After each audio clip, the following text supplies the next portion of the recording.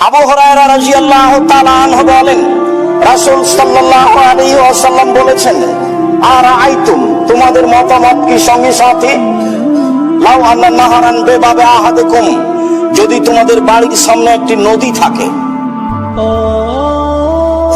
তারপর সে নদীতে তোমরা যদি 5 বার গোসল করো, 24 ঘন্টায় 5 বার গোসল করো, হালিয়াক্কা মিন দারানি হিসা, যে গোসল করবে তার গায়ে ময়লা থাকতে পারে?